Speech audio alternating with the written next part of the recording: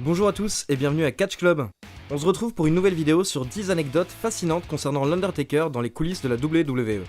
Au passage, je prépare une vidéo FAQ et je vous invite à me poser toutes les questions que vous souhaitez concernant le catch et la chaîne Catch Club et j'y répondrai prochainement. Toutes les infos sont dans la dernière vidéo que j'ai postée, le lien se trouve en haut de votre écran ainsi que dans la description. Allez, c'est parti pour les 10 anecdotes sur l'Undertaker. Numéro 10, son surnom. L'Undertaker est clairement apprécié et respecté dans le monde du catch. Il en impose par son charisme et sa force, et il a énormément d'influence en coulisses grâce à son ancienneté. Donc, quel était le surnom imposant que son ancien manager, Paul Bearer, lui avait donné? Il s'agit de... Wendy. Oui, Wendy. Mais pourquoi? Il faut savoir qu'avant d'avoir les cheveux noirs, l'Undertaker était roux. Et un jour, à cause du vent, ses cheveux donnaient l'impression qu'il avait deux nattes rousses, et un catcheur a alors dit qu'il ressemblait à Wendy, qui est la mascotte d'une très grande chaîne de restauration américaine. Ce surnom est resté, et depuis, son manager ainsi que plusieurs collègues le surnomment Wendy. C'est mignon. Numéro 9, sa relation avec Vince. Qu'en est-il de la relation entre l'Undertaker et Vince McMahon? Apparemment, les deux sont très proches, et il y aurait presque une relation père-fils entre le patron et la légende. Tout le monde sait que Vince apprécie la loyauté au-dessus de tout. Et on sait que la loyauté était très rare à la fin des années 90, lors de la guerre entre la WCW et la WWE.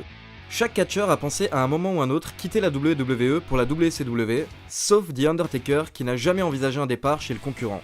Pour lui montrer sa gratitude, Vince a plus ou moins couronné l'Undertaker comme roi des vestiaires, disant aux catcheurs de d'abord voir The Undertaker quand ils ont un souci, avant d'aller voir Vince.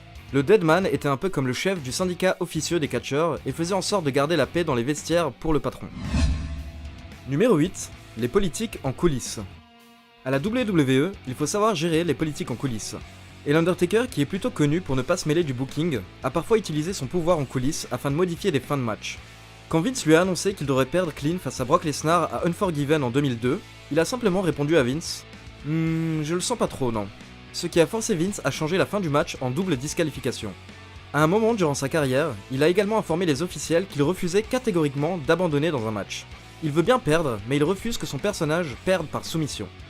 Et en tant que légende suprême de la WWE, il a un droit de veto sur tous les éléments qui concernent son personnage, au point où les scénaristes l'appellent d'abord personnellement, avant d'avancer sur les rivalités qui le concernent, afin d'être sûr qu'il donne son accord. C'est ce qu'on appelle être un big boss. Numéro 7. Avoir étranglé Kurt Angle. Ne jamais réveiller le Deadman. Ceux qui ont vu mes vidéos top 10 voient de quoi je parle.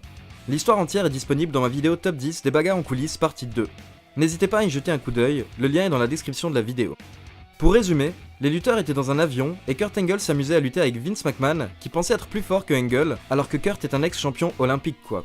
Ces derniers faisaient beaucoup de bruit, ce qui a réveillé l'Undertaker qui a cru qu'Angle était en train d'attaquer le patron. Il a donc sauté sur Angle et l'a étranglé, le mettant dans les vapes en quelques secondes. L'Undertaker s'est excusé par la suite, une fois qu'il a réalisé son erreur. Numéro 5. Avoir menacé Shawn Michaels.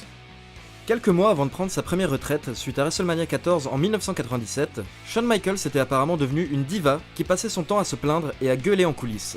Il était champion du monde et devait affronter Steve Austin à WrestleMania et perdre face à ce dernier. Mais beaucoup de personnes avaient peur que Michaels refuse de perdre et essaie de changer le cours du match et faire du mal au business. Undertaker a décidé de prendre les choses en main. Il est allé voir Michaels avant son combat et lui a dit que s'il ne perdait pas clean face à Austin, Undertaker le mettrait totalement KO, ce qui aurait terrifié Shawn Michaels, qui du coup a bien suivi le scénario du match. C'est qui le patron? Numéro 5, le BSK. Avez-vous déjà remarqué le tatouage BSK sur le ventre du Taker? Mais qu'est-ce que c'est? BSK signifie Bone Street Crew. C'est le nom de la bande de l'Undertaker en coulisses dans les années 90. Les membres du groupe étaient Taker, Paul Bearer, The Godfather, les Godwins, Yokozuna, Rikishi, Savio Vega, Bryan Adams et Bryan Clark. Une belle équipe de monstres. Taker était le leader et avait convaincu chaque membre de se faire le tatouage BSK. Mais le BSK n'était pas un groupe politique qui essayait d'influencer les décisions des dirigeants au contraire de la clique. Le groupe était juste une bande de durs à cuire, fans de catch old school et qui aimaient passer leur temps ensemble. Numéro 4. Problème de poids. Bien que l'Undertaker est reconnu comme l'un des meilleurs workers de l'histoire, il n'a pas toujours été totalement admiré par les fans. En 2000, quand il a fait son retour avec son personnage d'American Badass après une longue absence, il avait pris pas mal de poids, et certains le considéraient même comme étant gros, en tout cas par rapport à ce qu'il était auparavant. Il négligeait son travail dans le ring, et au lieu d'être adulé par la communauté des fans de catch, il était plutôt détesté à cette époque. La qualité de ses matchs avait fortement baissé, et beaucoup de journalistes et de fans lui ont fait remarquer. Il s'est finalement repris par la suite, et il est naturellement retourné vers le personnage du Deadman, et a enchaîné avec plusieurs matchs légendaires à WrestleMania, notamment contre Shawn Michaels. Numéro 3, la retraite.